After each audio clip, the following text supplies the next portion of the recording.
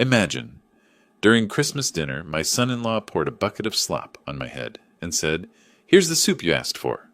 Instead of getting angry, I calmly wiped my face, took out my phone, and dialed a number. "The $1 million gift is canceled," I said. "Before we continue, please subscribe to the channel and write in the comments what time it is where you are now." I was sitting in my study when Jennifer appeared in the doorway, her smile bright against the December gloom outside. The afternoon light caught her hair the way it used to when she was 8 years old, spinning in the backyard. "Dad, tomorrow's Christmas Eve. You have to join us. Everyone's coming. Michael's college friends, some people from my office. It'll be wonderful." I pressed my hand against my abdomen, feeling that familiar burning. Dr. Richardson had been clear about the ulcer last month.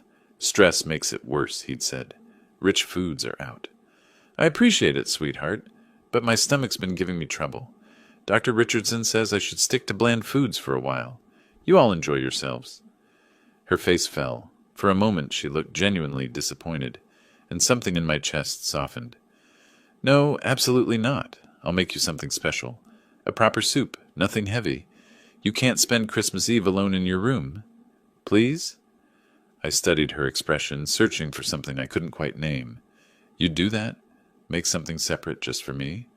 "Of course I would. You're my dad." She smiled, but something in it didn't quite reach her eyes. The observation lodged itself in my mind, like a splinter. After she left, I sat in the leather chair I'd occupied for 35 years, reviewing investment portfolios. My fingers drummed once on the armrest. Outside, snow had begun dusting the yard, covering the brown December grass in white. My mind drifted to last summer. Larry Bennett's office had smelled like old books and furniture polish. I'd signed the preliminary documents while he reviewed the details in his careful lawyer's voice. The house on Meadow Road, 3 bedrooms, updated kitchen, perfect starter home, $1.05 million. Jennifer had cried when I told her. Actually cried, tears streaming down her face while she hugged me. Michael had shaken my hand firmly, looked me in the eye. "You're the best father-in-law a guy could ask for, Harold. Really. We'll never forget this." The closing was set for December 26th, right after Christmas. A perfect gift. I opened my desk drawer and removed the folder. Donald Carter's business card was clipped to the front. Carter and Associates Realty, serving Greenwich since 1987. I didn't read the documents, just touched the folder, ran my thumb along the edge. Then I closed the drawer, slowly, deliberately. The next afternoon I came downstairs for water. My throat was dry, and I'd been working through some old investment reports, keeping my mind occupied. Michael stood in the kitchen, barking instructions at a young woman in catering blacks.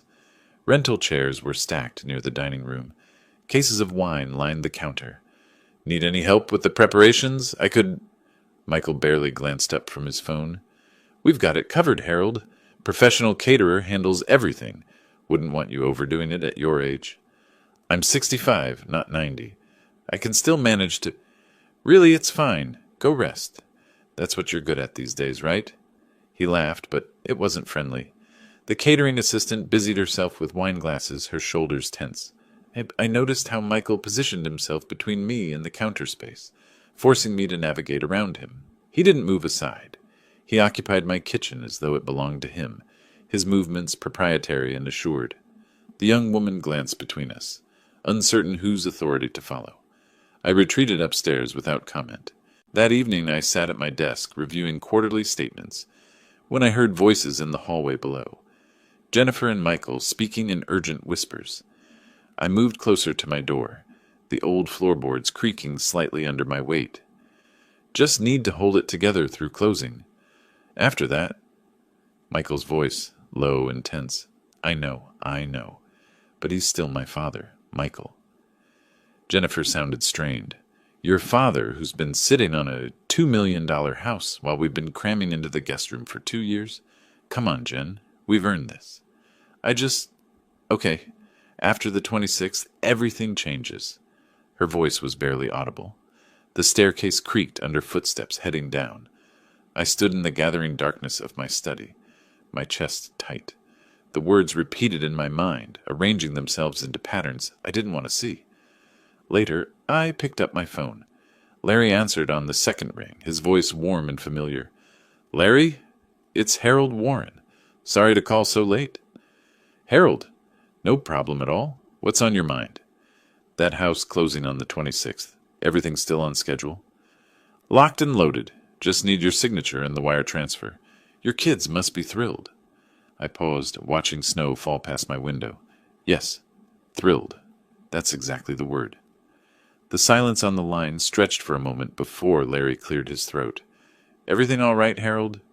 "Fine. Just wanted to confirm. Talk soon." I stood at my bedroom window, overlooking the yard. Below, delivery trucks were pulling away into the twilight.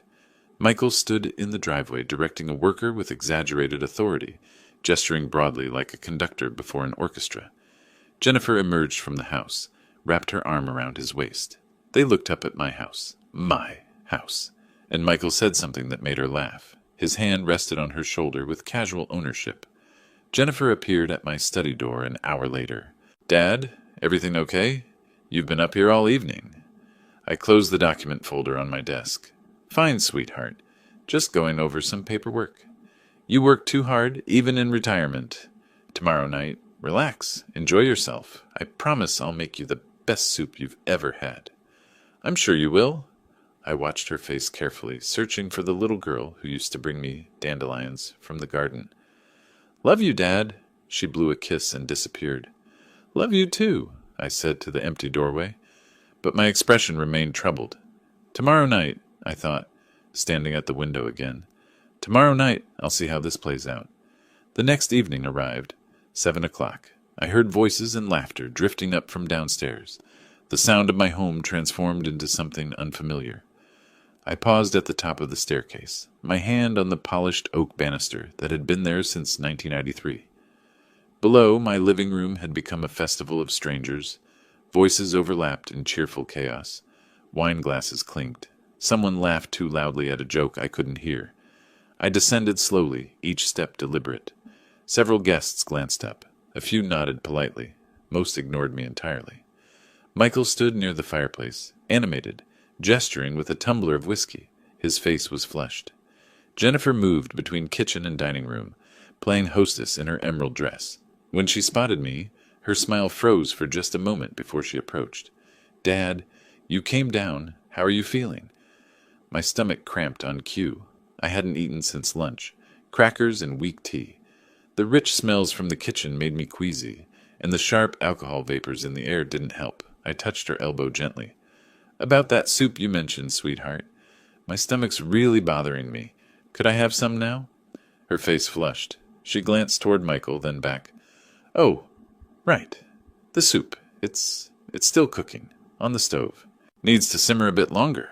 I studied her expression, seeing the truth in the way her hands fluttered to her neck, then her hair, then clasped together. "Is it? I don't smell anything cooking." "It's a slow simmer. Very gentle." Her voice pitched higher. 20 minutes, maybe 30. Can you wait that long?" There was no soup. I could see it in every nervous gesture, in the way she took a half-step backward, putting distance between us. 20 minutes, I repeated quietly. "Sure, sweetheart. I can wait." I moved to sit in my leather armchair, the one that had been mine for 15 years, but someone's coat was draped across it. I stood awkwardly near the bookshelf instead, pressing my palm against my abdomen, closing my eyes briefly against the discomfort. Michael's voice cut across the room, loud enough for everyone to hear. "The old man always interferes with his whims, doesn't he? Special dietary needs, special timing." Several guests turned. The room didn't go silent, but conversations dimmed. A man in a Yale sweatshirt smirked into his wineglass. "What?"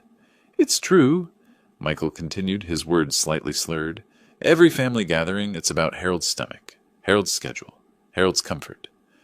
I stepped forward, my voice measured and calm. "Michael, this is my house. I'm asking, politely, for you to show me some respect." His smile turned ugly. "Your house? That's rich. We've been living here 2 years, Harold, taking care of you. This feels like our house at this point." The temperature in the room dropped. Jennifer's face went pale. "Michael, stop it. You're drunk." He whirled on her. "I'm not drunk. I'm finally being honest. Someone has to say it." Say what, exactly? I asked quietly. That you're a burden. The words came fast now, fueled by whiskey and audience attention. An old man clinging to past glory, living in a house way too big for him, expecting everyone to dance around his needs. You should be grateful anyone bothers with you. Most men your age die alone, forgotten in some nursing home. The room went completely silent. Someone near the back shifted uncomfortably. I felt eyes on me from every direction. I see, I said very quietly. Is that what you think? It's what everyone thinks. They're just too polite to say it. What happened next occurred fast but felt slow.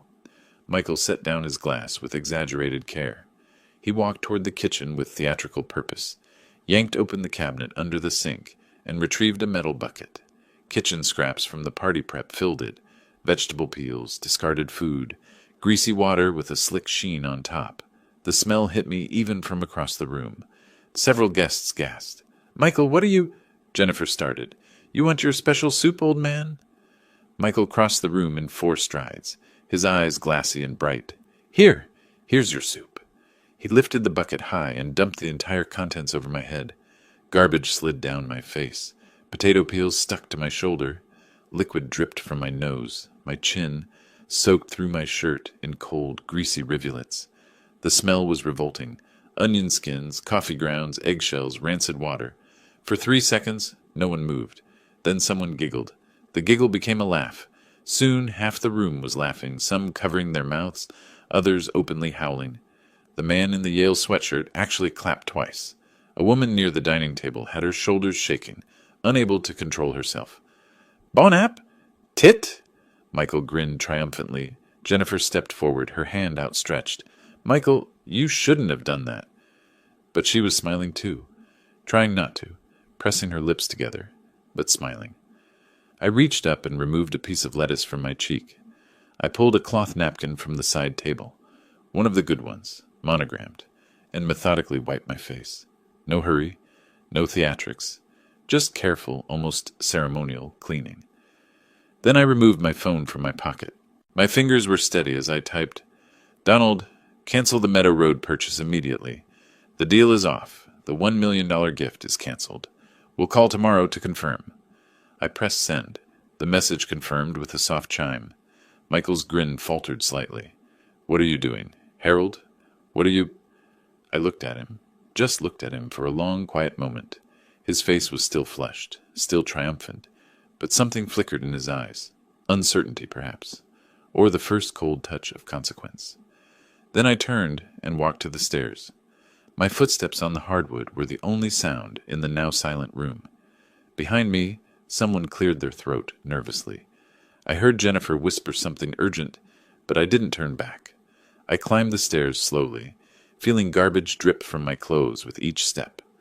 At the top, I walked to my bedroom, entered, and closed the door with a soft click. The lock turned with a quiet final sound. Christmas morning arrived with silence. I woke in the same clothes from the night before, dried garbage still flaking from my collar. My bedroom door remained locked. Around 9, soft knocking began. "Dad, please, I brought you breakfast. Coffee, toast, just how you like it." Jennifer's voice came muffled through the wood. I sat on the edge of my bed, staring at the door. Said nothing. A tray settled on the floor outside. Footsteps retreated down the hallway. 20 minutes passed before I opened the door a crack, retrieved the tray, and locked myself back inside. The coffee had gone cold. Starbucks dark roast. 2 Splenda, exactly as I took it. Whole wheat toast from the Pepperidge Farm loaf in the pantry. I ate nothing, just held the mug, looking out my window at snow falling on Round Hill Road. Christmas morning in Greenwich, and I was a prisoner in my own home. Or maybe they were the prisoners. They just didn't know it yet. I opened my leather moleskin notebook, the same one I'd used for client notes during 35 years managing portfolios, and began writing. Not emotional journaling, financial documentation. Column 1, dates. Column 2, amounts. Column 3, purposes. June 2019, $30,000 wedding contribution. October 2022, $50,000 investment in Michael's AI startup, failed, by March 2023. November 2022 through present, $800 monthly for utilities, insurance, groceries. 24 months, $1,900. Rent value of their guest suite. Conservatively, $2,500 monthly. 24 months. 60,000 foregone income. Total, $159,200 over 5 years, not counting the canceled $1,000,000 house. My pen paused over the paper. My handwriting remained steady, muscle memory from decades of signing documents, reviewing statements, marking corrections. I added a final note: return on investment, humiliation, contempt, betrayal. I closed the notebook. Numbers don't lie. Numbers make things clear. My mind drifted through the past year, sorting memories like files. Last January, Jennifer asking about retirement accounts, mentioning estate planning, suggesting I update my will. March, questioning why I kept such a large house. Wouldn't something smaller be more practical? July, after I spilled hot coffee and burned my hand, she didn't ask if I was hurt. She asked if I had considered assisted living, just to be safe. August, Michael joining these conversations, talking about maximizing assets, liquidity, not letting property values sit idle. September, the house gift discussion began. I'd thought I was being generous. Now I saw differently. They weren't grateful for the gift.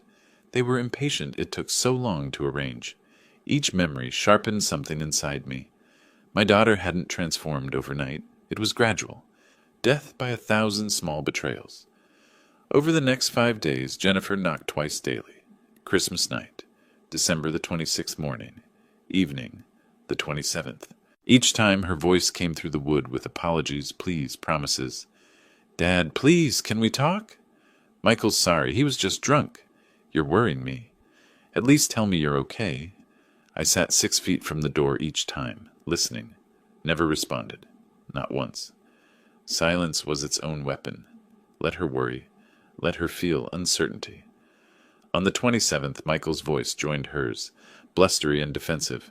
Come on, Harold. Don't be dramatic. It was a stupid joke. You're really going to hold a grudge forever? My jaw tightened, but I remained quiet as stone. After 10 minutes, they left. I heard Michael mutter something angry. Jennifer shushed him. They were fracturing. Good. That afternoon, when I heard them leave, car doors slamming, engines starting, tires on gravel, I emerged from my room. The house felt different, quieter. I went to my study and dialed from memory. 3 rings. Harold, is that you? Larry Bennett's voice carried warmth and concern. We'd known each other since 1997. Larry, I need to schedule a meeting. Professional matter. Early January, if possible. A pause. Larry knew me well enough to hear what I didn't say. Everything all right? I glanced at my closed bedroom door, at the staircase, at the photographs on the wall. Jennifer at 8 years old, gap-toothed and smiling. No, I said quietly, everything is not all right, but it will be. We scheduled for January 5th. I hung up feeling something cold and focused settling into my chest. Not rage, purpose. December 30th brought the moment everything crystallized. My phone rang. Donald Carter. Mr. Warren, just wanted to confirm. The Meadow Road property purchase is officially withdrawn. The sellers accepted the cancellation, though they're retaining your $10,000 earnest deposit, as stipulated in the contract. I'd expected this. Understood. Thank you, Donald. I was about to hang up when he continued, almost chatty. You know, it's funny. Michael called me last week, before you canceled, I mean. Asked some interesting questions. My attention sharpened. What kind of questions? Donald laughed, oblivious. Oh, about resale value. What comparable homes on Meadow Road sell for? Average time on market? Whether a quick sale might mean accepting below asking price? I figured he was just curious about the investment. Didn't think much of it until... He trailed off, realizing his mistake. The line went silent. Thank you, Donald, I said, voice like ice. That's very illuminating. I ended the call, sat perfectly still in my desk chair. Michael wasn't planning to live in the house. He was planning to flip it, cash out immediately. And Jennifer knew. She had to know. Something cracked inside me, not my heart breaking, but something harder, shifting into place. I picked up my phone, scrolled to the message thread with Larry, and typed, Could we move our meeting earlier? January 2nd, if you're available. This is urgent. The response came within minutes. My office, 10 a.m. I'll be there. I spent New Year's Eve as I'd spent Christmas, alone in my room, reviewing notes. Downstairs, I heard champagne corks pop at midnight. Didn't care. I was preparing. The new year brought no celebration, only cold clarity. On January 5th, I left my house for the first time since Christmas Eve. 9:30 in the morning, the sky the color of old steel. I drove my 12-year-old Lexus ES 350 down Round Hill Road toward Greenwich Avenue, then briefly onto I-95 before exiting toward Stamford. 19 minutes exactly. Larry's firm occupied the third floor of a brick building on Summer Street. Bennett and Associates, professional law corporation, established 1987. The receptionist, Diane, I'd known her 15 years, did a double take when I entered. "Mr. Warren, we weren't expecting you until—" She checked her computer. "Oh, you're right on time. Go ahead back. Larry's waiting." I walked down the familiar hallway, past framed diplomas and Connecticut bar certifications, to the corner office. Larry stood when I entered, genuine concern in his face. "Sit down, Harold. Tell me everything." I opened my leather notebook and placed it on his mahogany desk. For the next 40 minutes, I presented my case like a deposition. Facts only. Minimal emotion. The financial history. $30,000 for the wedding. $50,000 for Michael's failed startup. $19,000 in paid utilities over 24 months. $60,000 in foregone rent.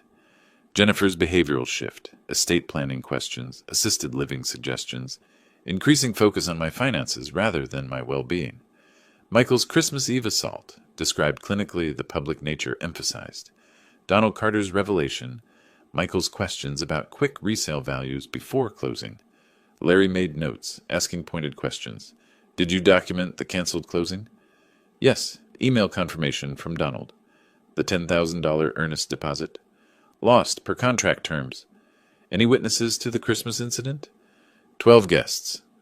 When I finished, Larry sat back, removed his reading glasses, rubbed the bridge of his nose.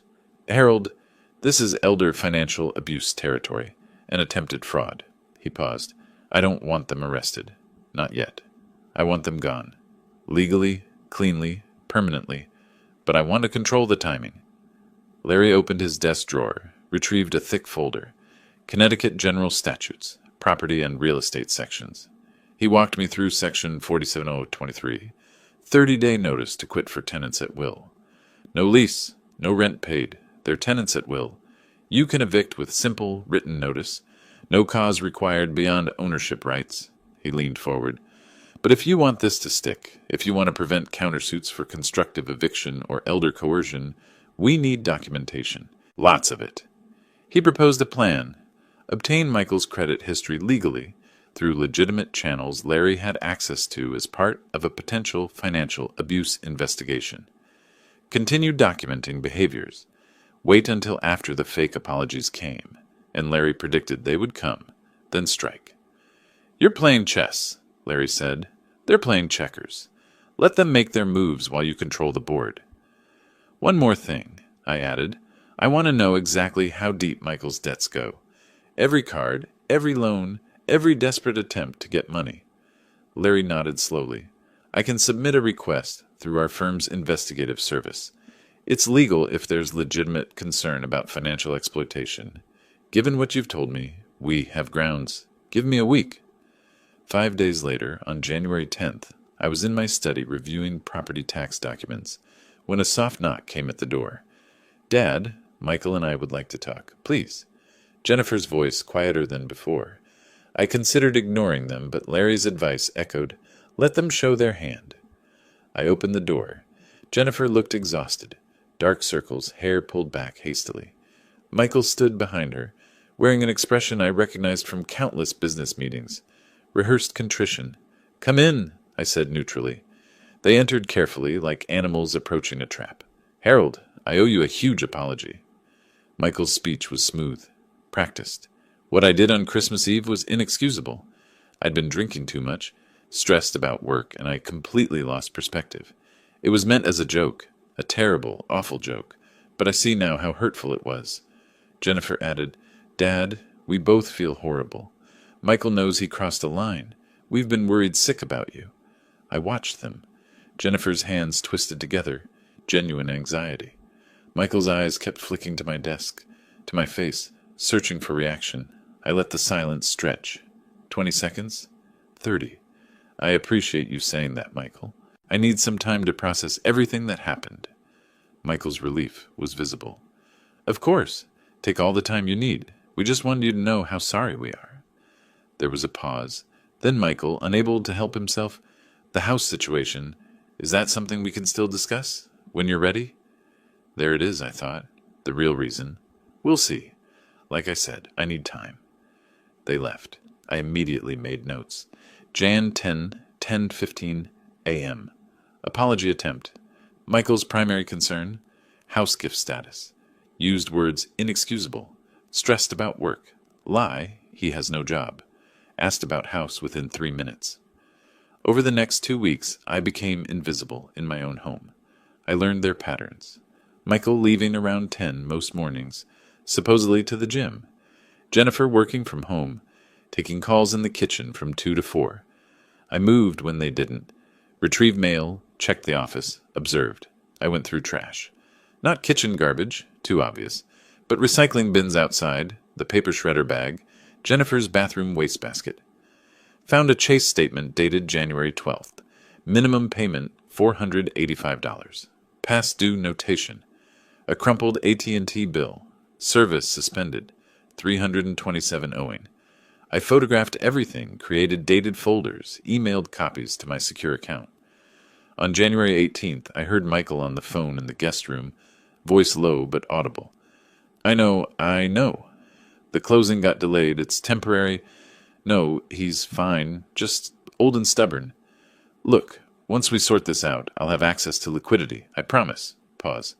What do you mean, last chance? Give me until end of February, please. Longer pause. Tony, I'm good for it. Have I ever not paid you back? Apparently Tony disagreed. Fine. End of February. You'll get your 15 grand. Click. I returned to my desk, made a note. John 18, 2:40 p.m. Phone call. Name. Tony. Amount owed, $15,000.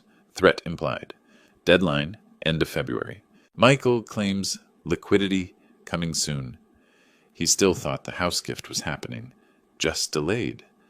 January 25th. A FedEx envelope arrived at Larry's office, marked for my attention. I drove to collect it, signed for receipt. Back in my car, parked in the lot, I opened it. 33 pages. Page 1. Michael David Phillips, date of birth, August 14th, 1987. Current address, my house. Credit score, 542. Poor, I read methodically. 7 credit cards, all at 95 to 100% utilization. Chase Sapphire Reserve, 22,000 balance, 22,000 limit. American Express Blue, 15,000. Capital One Venture, 18,000. Discover, 12. Citi, 8. Bank of America, 6. Wells Fargo, 4. Total, $85,000. 2 personal loans. Lending Club, $15,000 at 24% APR. Marcus by Goldman Sachs, $12,000 at 21%. Monthly debt service, approximately $3,200. Current income, 0. Page 17 made me go still.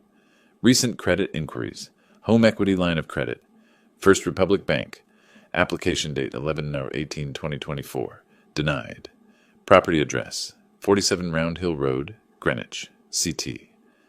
Michael tried to borrow against my house 2 months ago, while living under my roof, while I was planning to gift them $1 million property. I sat in the parking lot, winter sun streaming through the windshield. Didn't feel angry, felt vindicated. Every suspicion confirmed, every doubt erased. I drove home, placed the report in my locked desk drawer next to the notebook. The lock clicked with a solid final sound. The evidence was complete. Now came the reckoning. Early February arrived with winter still gripping Greenwich. I'd spent the final days of January reviewing my evidence, ensuring nothing was overlooked. On February 5th, Donald officially notified the prospective buyers that the Meadow Road deal was canceled. 2 days later, the consequences arrived. Michael retrieved the mail around 11. I heard him outside, then his footsteps returning. A pause, then faster movement, almost running back inside.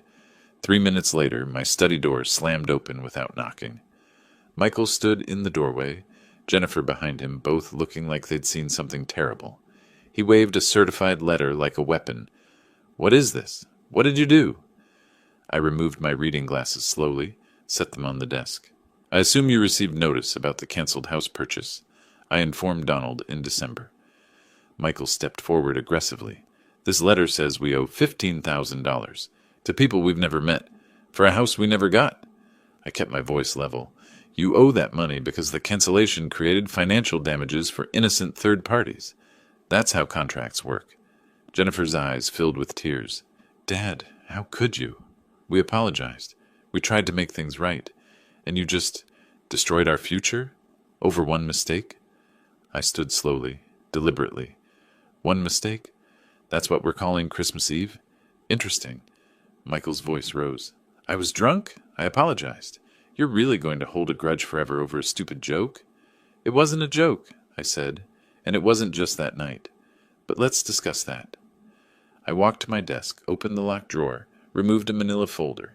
Inside, printed emails, handwritten notes, highlighted sections.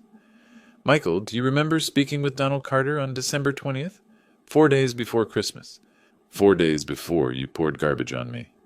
Michael's bravado flickered. What are you talking about?" I read from the notes, word for word. "Conversation between Donald Carter and Michael Phillips, December 20th, 2024, 3:45 p.m. Michael inquired about resale values for properties on Meadow Road. Specifically asked, what's the realistic sale price if we wanted to move quickly? Like, within 3 months of closing. Also asked about average days on market, whether quick sales typically require price reductions, and whether $850,000 would be achievable for a fast transaction. I looked up. The house was valued at $1.05 million. You were planning to sell it for $850,000 immediately, a $200,000 loss in value. Where was that money going, Michael? The room went silent. Jennifer turned to him, face pale. You were going to sell it? The house Dad was giving us? Michael's face reddened. So what? Once it's ours, we can do whatever we want with it. That's what property ownership means. My smile felt cold on my face. Except it was never going to be yours. It was a gift, given in good faith, based on trust, which you violated before you ever received it. This is ridiculous, Michael sputtered. You can't hold preliminary questions about how to flip a gift for $200,000 less than its value? I interrupted. That wasn't curiosity, Michael. That was a plan. Jennifer's voice shook. Dad, please. Can't we just start over? We'll pay back the $15,000 somehow. We'll fix this. I shook my head, removed another document from the folder. The credit report, flagged sections visible. There's more, Jennifer. Things you don't know about your husband. I placed the document on the desk between us. On November 18th, 2024, Michael applied for a home equity line of credit with First Republic Bank. The collateral? This house. My house. The one he doesn't own. The application listed this address, claimed ownership interest, and requested $200,000 in available credit. Jennifer's hand went to her mouth. That can't be. The bank denied it, obviously once they verified title records, but the attempt was made. Michael tried to borrow money against my property without my knowledge or consent. I looked at Michael. That's fraud. That's a crime. Jennifer turned to him, eyes wide. Michael, tell me this isn't true, he stammered. It wasn't. I thought once we got the house, It was just preliminary research. His words trailed into nothing. I placed the document on the desk with deliberate care. You planned to flip my gift for cash to cover your debts. When that didn't work fast enough, you tried to fraudulently use my home as loan collateral. And when I objected to being treated like garbage, literally, you called me dramatic. I sat back down. The gift is canceled, permanently. I suggest you figure out how to handle that lawyer's letter on your own. 5 seconds of silence. Then Michael exploded. You self-righteous old man! We gave up 2 years living in this prison, taking care of you, dealing with your complaints, your problems. We earned that house. My voice cut through like ice. You lived rent-free in a $2.3 million home. I paid your bills. You earned nothing. Michael lunged forward. not attacking, but aggressive, intimidating. You think you can just screw us over? You think there's no consequences? We'll sue you for everything you've got. I didn't flinch. For what? Canceling a gift that was mine to give or withhold? Be my guest. I have an excellent attorney. You'll regret this, Michael hissed. I'll make sure of it. Is that a threat? I should document that. Jennifer sobbed. Dad, please. I know Michael made mistakes. I know we both did. But we're family. Doesn't that mean anything? I looked at my daughter. For a moment my expression softened, but only slightly. It meant everything, Jennifer. That's why this hurts. But family doesn't scheme and defraud and humiliate each other. We can fix this, she pleaded. We can make it right. Just give us a chance. I walked to the door, opened it wide. This conversation is over. I have nothing more to say to either of you. They stood there, stunned. Jennifer pulled at Michael's arm. As they moved toward the door, I called after them. One more thing. Start looking for apartments. You won't be staying here much longer either. The door closed behind them with a decisive click. Late February passed in frozen silence. Michael and Jennifer stayed in their room, emerging only for necessities. I heard arguments through the walls, their voices tight with panic and rage. Jennifer crying late at night. Michael's angry phone calls trying to find attorneys. 3 lawyers refused his case once they learned Larry Bennett represented me. By early March, I sensed Michael would try something desperate. I was right. On March 5th, at 2:17 in the afternoon, someone called Connecticut Department of Social Services, Adult Protective Services Division. The voice was male, mid-30s, slightly nervous. I'm calling about an elderly man I'm concerned about. Harold Warren, 65 years old, lives on Round Hill Road in Greenwich. I'm a neighbor. He's been acting strangely, giving contradictory orders about his property, talking about canceling major financial transactions he already committed to. Seems confused. I'm worried someone might be taking advantage of him, or he might have early dementia. The intake specialist made notes. Can we reach you for follow-up? I'd rather stay anonymous. Don't want neighborhood drama. But please, someone should evaluate him. He's clearly not thinking straight.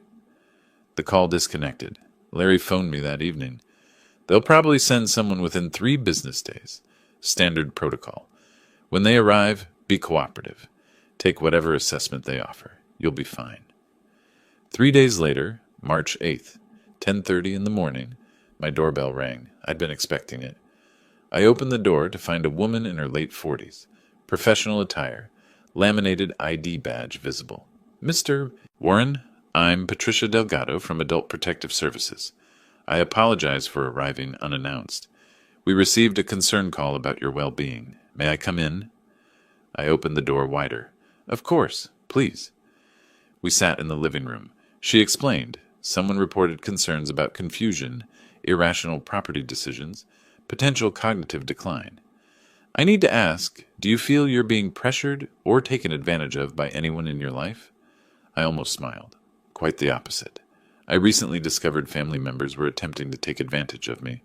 I took appropriate legal action. Someone apparently didn't like that. She nodded thoughtfully. Would you be willing to participate in a brief cognitive screening, just to document that you're capable of making your own decisions? Absolutely. I insist on it. Ms. Delgado removed a clipboard with printed forms. This is the mini mental state examination. Standard screening tool. Maximum score is 30 points. Most people over 60 score between 24 and 30. Below 24 suggests cognitive impairment. She began. What is today's date? March 8th, 2025. What day of the week? Saturday. What season are we in? Early spring. What country are we in? United States. She continued through orientation questions, all of which I answered correctly. Memory testing. She gave me 3 words to remember, asked me to repeat them immediately, then again after 5 minutes. I recalled 2 perfectly. The third took a moment. 1 point deducted, but within normal range. Attention tasks. Serial subtraction of 7 from 100. I closed my eyes briefly to concentrate, worked down to 72 before a slight hesitation, then self-corrected and continued. Language exercises, naming objects, following 3-step commands, writing a complete sentence, copying a geometric design. 23 minutes later, she set down her clipboard. Mr. Warren, You scored 29 out of 30. That's excellent for any age, let alone 65. You're well above the threshold for concern. And the person who called you? Her expression hardened slightly. Between us? The complaint appears to have been malicious.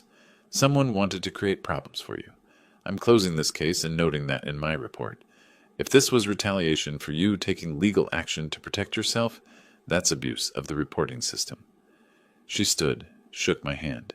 You're clearly quite sharp, Mr. Warren. Good luck with your family situation.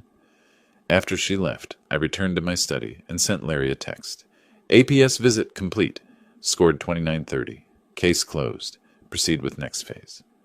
4 days later, March 12th, 4 o'clock in the afternoon, I stood at the bottom of the staircase. Michael, Jennifer, please come to the living room. We need to discuss your housing situation. Silence for 30 seconds. Then footsteps. They appeared at the top of the stairs, descended slowly. Michael's face was guarded. Jennifer looked exhausted. They sat on the sofa. I took my leather armchair across from them, holding a document in a folder. I'll keep this brief. 5 days ago, someone called Adult Protective Services claiming I was mentally incompetent. The complaint was anonymous, but my attorney traced it. I looked directly at Michael. The burner phone was purchased at CVS on Summer Street in Stamford on March 4th. Security footage shows the purchaser. Credit card records confirm identity. You, Michael. Michael started to protest. I didn't.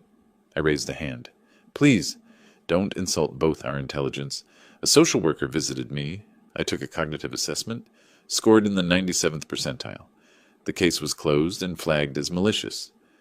I opened the folder, removed the document, placed it on the coffee table between them. This is a notice to quit, prepared by my attorney pursuant to Connecticut General Statutes, Section 47(oi)(23). You are tenants at will in my property. I am terminating that tenancy. You have 30 days from today to vacate these premises.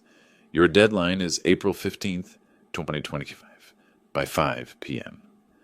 3 seconds of silence. Then Michael exploded. You can't do this. We have rights. You can't just throw us out without cause. I can, and I am. Connecticut law is clear. You pay no rent. You have no lease. I want my property back. That's sufficient cause. Jennifer's voice broke. Dad, please. Where are we supposed to go? We have no money, no savings, nowhere to live. You've had 30 days since our February discussion to prepare. That's 60 days, total. Most people don't get that much notice. Michael, desperate now. We'll fight this. We'll take you to court. We'll sue for wrongful eviction, elder abuse, coercion. My cold smile returned. Please do. My attorney will present evidence of your attempted fraud, your loan application using my property as collateral, your scheme to flip my gift for cash, and now your abuse of social services to harass me. Which judge do you think will side with you? Michael stood, paced, hands and fists. This is insane. You're destroying your own family over money. Not over money. Over respect. Over honesty. Over basic human decency. You had all three available to you. You chose differently. Jennifer tried once more. There has to be another way. I shook my head. The notice is served, 30 days. If you're not out by April 15th, I'll file for eviction in housing court. The sheriff will remove you. I'd prefer to avoid that embarrassment, but the choice is yours. I stood, walked toward the stairs. Over my shoulder. I suggest you start packing. Michael shouted something after me. I didn't respond. Just continued up the stairs, each step deliberate and final. Behind me I heard Jennifer crying softly. The remainder of March passed in tense silence. Michael made desperate calls to attorneys. All refused. Jennifer searched for apartments online, but their credit and lack of income closed every door. April arrived with spring thaw and mounting dread. The 15th was coming. On April 2nd, I retrieved mail from the box at the end of my driveway. Clear morning, crocuses pushing through the last patches of snow. Fred Morrison, my 70-year-old neighbor from 2 houses down, was walking his golden retriever. Harold, how are you? Haven't seen you out much lately. We exchanged pleasantries, weather, property taxes, the usual suburban talk. Then Fred lowered his voice slightly. Hey, saw your son-in-law last week, Thursday evening, at the Ginger Man on Greenwich Avenue. You know that place. I nodded. Fred shifted uncomfortably. He was with a woman, not Jennifer. Redhead, younger. They were sitting pretty close. Real close. Holding hands across the table. He cleared his throat. Probably nothing. Maybe a business associate. But I thought you should know. In case. I kept my expression neutral. Thank you, Fred. I appreciate you mentioning it. He looked relieved, walked on with his dog. I stood there, mail in hand, processing. Another piece falling into place. I went directly to my study and called Larry. I need a private investigator. Surveillance, Michael Phillips. I need photographs. 3 days later, I drove to a small coffee shop in Stamford. Caf, Sylvium, quiet, favored by freelancers with laptops. Amanda Rodriguez was already there, mid-20s, black blazer over a band t-shirt, sharp eyes behind wire-rimmed glasses. Larry had connected us. He knew her editor, vouched for her integrity and hunger for real stories. I sat across from her, ordered black coffee. Thank you for meeting me. She flipped open a reporter's notebook. Larry said you have information about financial fraud in Greenwich. I'm interested. I slid a manila envelope across the table. Inside, credit reports with names redacted but details visible, bank statements showing the failed startup, loan applications, documentation of debts totaling over $130,000, references to disputed charges at online gaming sites.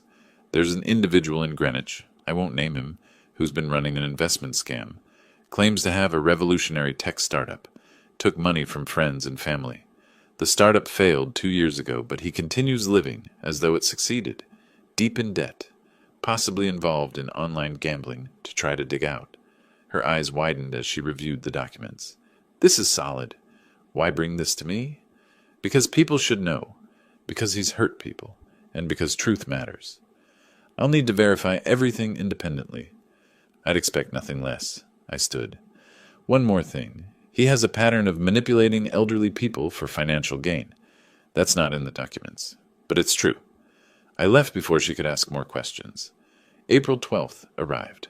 The Greenwich Time online edition went live at 6 a.m.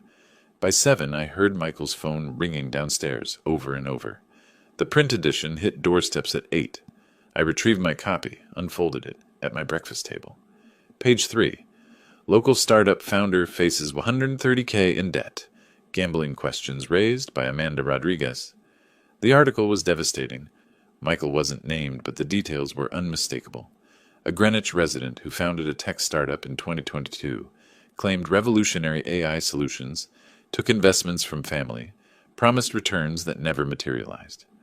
Startup dissolved in 2023, yet the founder continued representing himself as an active entrepreneur while accumulating massive debt, credit cards exceeding $85,000, personal loans totaling $27,000, disputed charges to online gaming platforms. Public records showed multiple rejected loan applications, including an unusual attempt to secure a home equity line using property not owned by the applicant. By 9 a.m., Jennifer's voice came from downstairs, frantic. Did you see this? Did you see what they wrote? Michael's response was inaudible. Their phones didn't stop ringing. By afternoon, 3 different cars slowed in front of the house, neighbors gawking. The public shaming had begun. 2 days later, April 14th, 6:30 in the morning, I woke early. Larry's investigator had delivered photographs. Michael and a redhead at the Ginger Man. April 1st, 7:45 p.m. Multiple shots. Entering together, sitting in a corner booth, holding hands, Michael kissing her cheek. I selected the most damning photo. Michael leaning across the table, hand on her face, clearly intimate. Printed it on high-quality photo paper at Staples. Placed it in a standard frame. That morning, while they slept, I made my usual coffee and toast, read the paper. Then I placed the framed photograph on the kitchen table, slightly off-center where it would be immediately visible, propped it against the fruit bowl, returned to my study.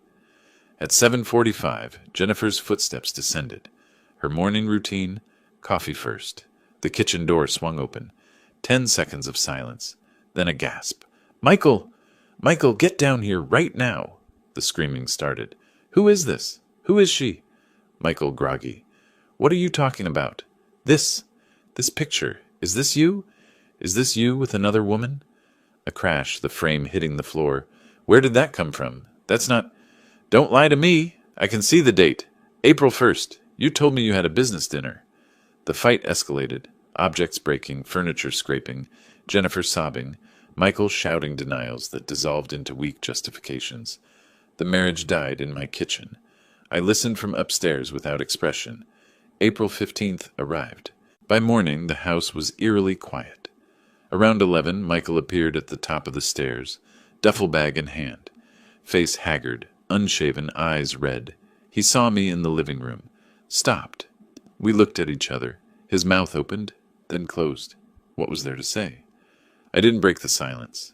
After 30 seconds, he descended, walked to the front door, opened it, stopped, looked back. I met his gaze. Expression unchanged. He left. The door closed with a soft click. 20 minutes later, Jennifer emerged from the guest room. She looked shattered, face blotchy, eyes swollen, same clothes from yesterday. She descended slowly, each step an effort. Dad, I'm so sorry. About everything. I'm filing for divorce. I know I don't deserve to ask, but could I stay here? Just a little longer, until I find a place. She was crying. I have nowhere else to go. I'll pay rent. I'll do whatever you ask, please. I stood at my study door, arms crossed, studying her. My daughter. Who chose a criminal over her father? Who smiled when I was humiliated? Who was only here now because she had no other options? Is this remorse or desperation? Finally, come to my study. We need to discuss terms. 24 hours after Michael's departure, Jennifer knocked on my study door. She'd showered, changed clothes, looked marginally more composed. You said we needed to discuss terms. I'm ready. I gestured to the chair across from my desk, the same chair where clients once sat. Professional distance maintained. If you stay here, you're no longer my dependent. You're a tenant. That means rent. $500 per month. Due the first of each month. She nodded quickly. I can do that. I'll get a job. I raised my hand. You will pay your own utilities. Phone, car insurance, health insurance if you can afford it. I will not receive bills with your name on them. Okay, yes. You will attend family therapy, weekly sessions with a licensed therapist. I've already compiled a list of qualified professionals. You'll choose one and provide me with confirmation of your appointments. She blinked. Therapy? Yes. I need to know you understand what went wrong, how you allowed yourself to be manipulated, how you can prevent it in the future. Her voice was small. I'll do it. I leaned back. These are not negotiable. If you miss rent, you leave. If you skip therapy, you leave. If you bring Michael into my home or provide him with any support, financial or otherwise, you leave immediately. Are we clear? She nodded, tears forming. Crystal clear. Thank you, Dad. Thank you for giving me another chance. I didn't smile. Don't thank me yet. Prove you deserve it. The first 2 weeks of April were a trial period. Jennifer stayed in the guest room, kept to herself, started job searching online. I watched carefully for signs this was manipulation versus genuine change. On May 1st, she brought me a personal check, number 1001, first check in a new account, $500, signed and dated. I examined it professionally, nodded, took out the receipt book I'd bought at Staples specifically for this purpose. Thank you. Rent received for May. I filled out a receipt, tore it off, handed it to her. The formality reinforced everything. On May 8th, a certified mail envelope arrived. I signed for it, carried it to my study. Phillips versus Warren, Stamford Superior Court, Civil Division. I read the claims with growing amusement. Breach of oral contract. Michael claimed my promise of the house was legally binding. Promissory estoppel. Unjust enrichment. He valued his companionship and household assistance at $50,000 annually. Restitution of investment, wanted his startup money back. I called Larry. You're going to enjoy this. I read selected passages aloud. His laughter came through the phone. Companionship and household assistance? He poured garbage on your head. This is frivolous. Any first-year law student could get it dismissed. So we'll attend the hearing? Absolutely. I want to watch this case die in front of a judge. June 15th. Mark your calendar. This will be entertaining.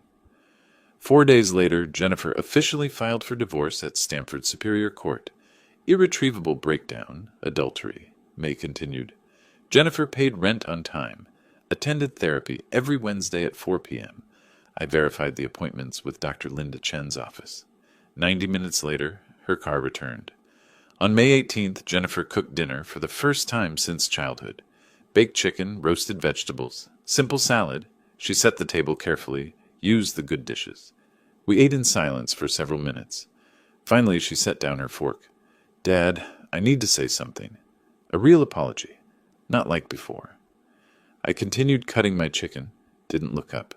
For years, Michael told me you were selfish, that you had more money than you needed and should help us more, that successful parents owed their children a head start. I started seeing you as an obstacle, a resource to be managed, not a person to be loved. Her voice cracked. I don't know when it happened. When I stopped asking how you were feeling and started asking about your financial plans. When I stopped visiting because I wanted to and started visiting because Michael said we should maintain the relationship. I'm so ashamed. I set down my knife and fork, looked at her, waited. Christmas Eve. When Michael did that, I should have stopped him. I should have walked out with you. Instead, I smiled. I let him humiliate you because some terrible part of me thought you deserved it for canceling the gift. She was crying now. What kind of person thinks that? She wiped her eyes. I don't know if you can ever forgive me. I'm not sure I can forgive myself, but I'm trying to understand how I became that person. That's why I'm here. That's why I'll do the therapy, pay the rent, whatever you ask. Because I need to figure out how to be your daughter again. I was quiet for a long time. That's the first honest thing you've said to me in a year. Maybe longer. She looked up, hopeful. I shook my head slightly. But words are easy, Jennifer. Change is hard. Keep going to therapy. Keep paying your rent. Show me through actions, not apologies. She nodded. I will. I promise I will. Late evening, May 25th, I was reading in my study when pounding echoed through the house. Aggressive, repeated, desperate. I checked my watch. Nearly 11. Walked downstairs, checked the peephole. Michael stood on the porch, swaying, fist raised to pound again. I opened the door but left the screen. Latched. It's late, Michael. You need to leave. His eyes were bloodshot, speech slurred. Need to talk to Jennifer. She's my wife. Can't keep me from my wife. She's filed for divorce. She doesn't want to see you. That's your fault. You poisoned her against me. His voice rose. Jennifer! A light turned on upstairs. I heard her door open. Stay upstairs, Jennifer. He's leaving. Her voice frightened. Michael, go home, please. See? She'll talk to me. My voice hardened. No. You're drunk. You're on my property uninvited. Leave, or I'm calling the police. Michael's face contorted. You think you won? You think this is over? I'll tell everyone what you did. The newspapers. How you manipulated us. Destroyed us out of spite. My voice was soft, almost gentle. Go ahead, Michael. Tell them. Tell them how you poured garbage on an elderly man's head during Christmas dinner. Tell them how you tried to flip a gift house for cash to cover gambling debts. Tell them how you attempted to fraudulently use my home as loan collateral. Tell them how you cheated on your wife. Please. That will definitely win sympathy. His face drained of color. The fight went out of him. He staggered backward off the porch. This isn't... You can't... I closed the door, locked it, returned to my study. From the window, I watched him stumble to his car, fumble with keys, drive away in unsteady zigzags. I picked up my phone, called the Greenwich Police non-emergency line, reported a likely drunk driver, provided vehicle description and direction of travel, then returned to my book. The first 2 weeks of June passed quietly. Jennifer paid rent, continued therapy, started her library job. Then June 15th arrived. Larry picked me up at 9. Ready to watch a case implode? Ready. We drove to Stamford Superior Court, parked in the structure, walked across the plaza toward the limestone building. Inside, security, metal detectors, the familiar courthouse smell of floor wax and recycled air. Third floor, courtroom 3B. Judge Patricia Womack's courtroom was utilitarian, wood paneling, state seal behind the bench, fluorescent lighting. Michael and Thomas Hayward were already seated at the plaintiff's table. Michael wore an ill-fitting suit, probably borrowed. He looked thin, haggard. When I entered, his eyes tracked me with hatred and fear. Larry and I took our seats at the defense table. He opened his briefcase, organized folders, labeled tabs. Every document, in perfect order. At 10:02, the bailiff called, "All rise!" The Honorable Judge Patricia Womack presiding. A woman in her late 50s, steel-gray hair, no-nonsense expression, took the bench. "Be seated. Case number CV 2025-3847, Phillips v. Warren. Mr. Hayward, you may present your opening argument." Hayward's opening was rambling, desperate. Harold made a clear promise. Michael relied on it. Broken promises have consequences. Judge Womack listened with increasing impatience. When Larry stood, his voice was calm, precise, devastating. "Your Honor, Connecticut law is unambiguous. The statute of frauds, section 52-50, explicitly requires contracts for real estate to be in writing. Oral promises regarding property are legally unenforceable, regardless of the plaintiff's reliance." He placed a document before the judge. Printed statute, relevant sections highlighted. The plaintiff presents no written contract, no signed agreement, no documented promise. Only his claim that words were spoken. Hayward objected, but the defendant had clear intent. He contacted a realtor. "Initial discussions do not constitute binding contracts," Larry interrupted smoothly. "The defendant retained the right to cancel at any point before closing, which he did, legally and properly." The judge made notes. Larry continued, "Furthermore, the plaintiff has demonstrated a pattern of financial fraud targeting the defendant." He presented the credit report, highlighting the November loan application. "The plaintiff attempted to obtain a home equity line of credit using my client's property he did not own, as collateral. This application was rightfully denied, but demonstrates willingness to engage in fraudulent activity." Hayward sputtered objections. "Overruled," Judge Womack said. "Continue, Mr. Bennett." The defense calls Rebecca Walsh. A woman in her early 40s, professional suit, leather portfolio, took the stand. Sworn in. Larry established her credentials. Certified forensic accountant. 15 years analyzing financial fraud. Frequent expert witness. "Ms. Walsh, did you review financial records related to the plaintiff?" "I did. His bank statements, credit card records, business documentation for October 2022 through March 2023. "What did you find regarding the $50,000 payment he claims was an investment requiring repayment?" Rebecca opened her portfolio, removed charts, and highlighted statements. The defendant sent the plaintiff $50,000 via wire transfer on October 12, 2022. However, the accompanying documentation explicitly states, and I quote, "I gift you this money to help you start your business. Use it wisely and make me proud." That's definitional language of a gift, not an investment or loan. Hayward objected. The witness is interpreting. She's reading a document. Overruled. Continue. "Furthermore, my analysis shows only $12,000 was spent on legitimate business expenses. The remaining $38,000 was used to pay off personal credit card debts, totaling $24,000, with the remaining $14,000 spent on online gambling sites. She displayed bank records with highlighted transactions, deposits to offshore casino accounts, sports betting platforms, poker sites." The courtroom went silent. Judge Womack leaned forward. "Mr. Phillips represented this as a business investment while spending nearly 80% on personal debts and gambling." "That's correct, Your Honor." Judge Womack didn't even recess. She looked directly at Michael. "Mr. Phillips, your case is without merit on multiple grounds. Connecticut law requires written contracts for real estate. You have none. The $50,000 was explicitly described as a gift. You have no legal claim to repayment. Moreover, your attempt to fraudulently use Mr. Warren's property as loan collateral demonstrates precisely why he was justified in canceling any proposed gift." She turned to Hayward. "Mr. Hayward, I'm surprised you filed this complaint. It borders on frivolous. All claims are dismissed with prejudice.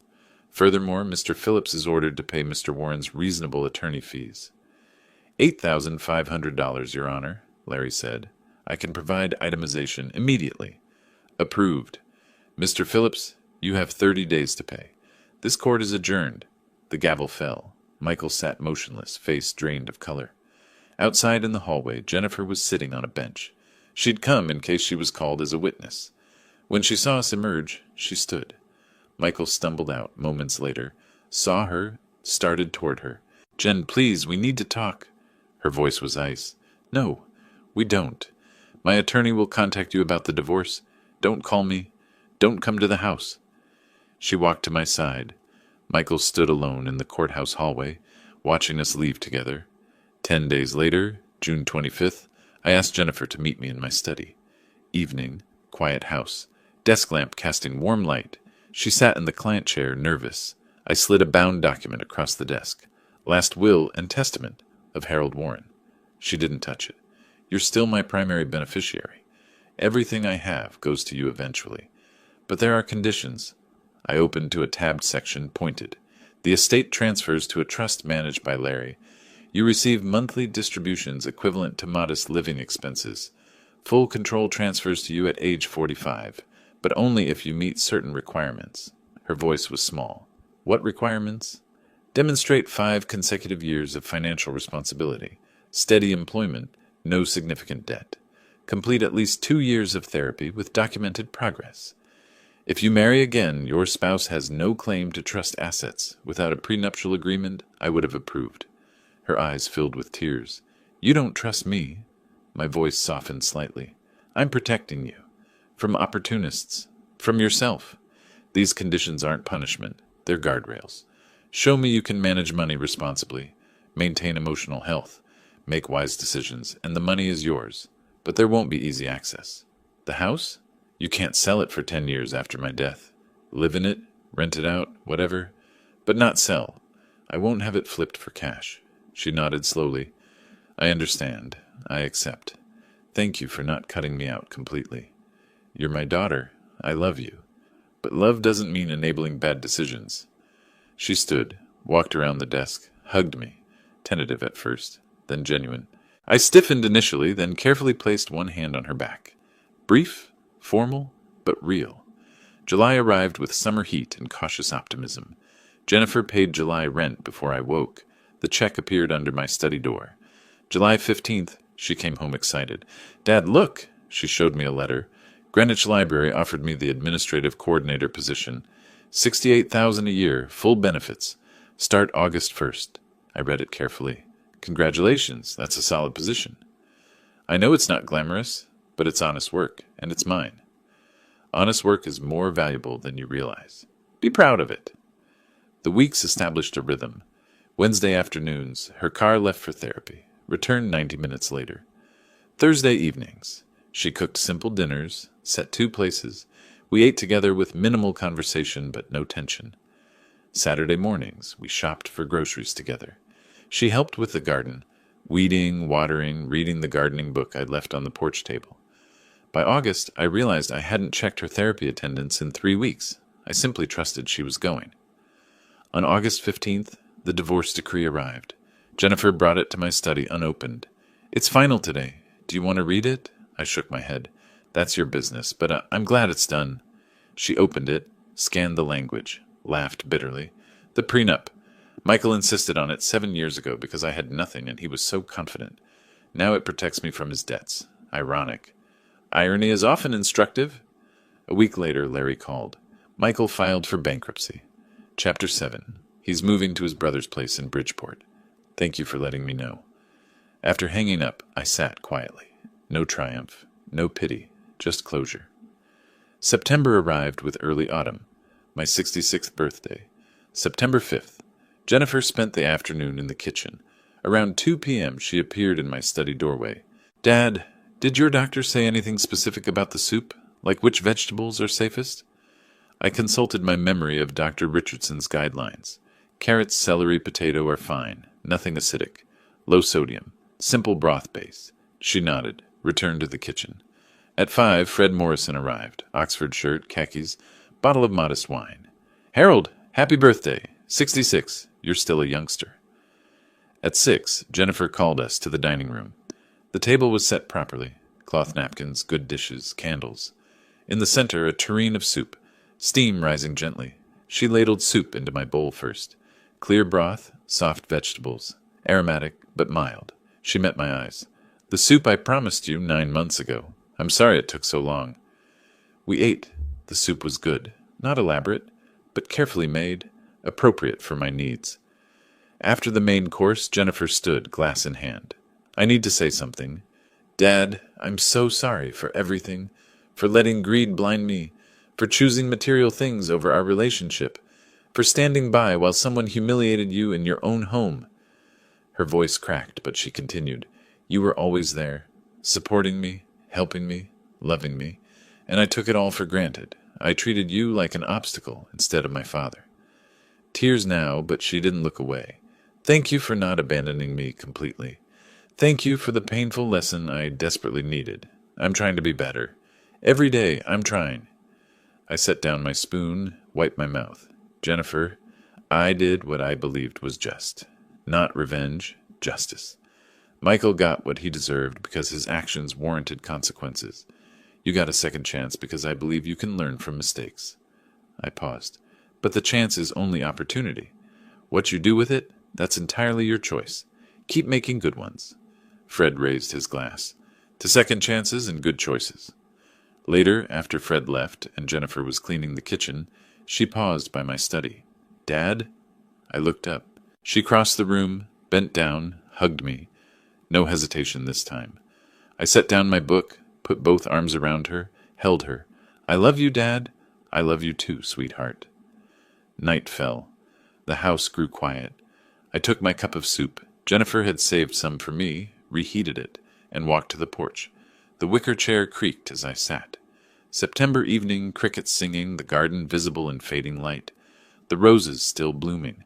The maple tree showing first hints of color change. I sipped the soup, feeling its warmth, its simplicity, its care. 9 months ago, I stood in my living room, covered in garbage, humiliated, betrayed by the people I'd loved most. Now I sat in peace, my daughter's sincere apology echoing, justice served, boundaries established, relationships rebuilt on better foundations. People say revenge is a dish best served cold, but I learned something different. Justice is a dish served at the right time, in the right portion with the right recipe. And that recipe is simple. Respect, dignity, and knowing your worth. Respect yourself enough to demand it from others. Maintain dignity even when others lose theirs. Know your worth so you never settle for being treated as less than you are. Michael never learned those lessons. Jennifer's learning them now. And me? I simply remembered what I'd forgotten while being generous. Kindness without boundaries isn't kindness. It's enabling. Real love includes accountability. Sometimes the greatest gift you can give someone is letting them face the consequences of their choices, then offering a hand up when they're ready to change. I finished the soup, watched the stars emerge, felt the autumn breeze. Peace. If you like this story, please like this video, subscribe to the channel, and share your impressions of this story in the comments. To listen to the next story, click on the box on the left. Thank you for watching.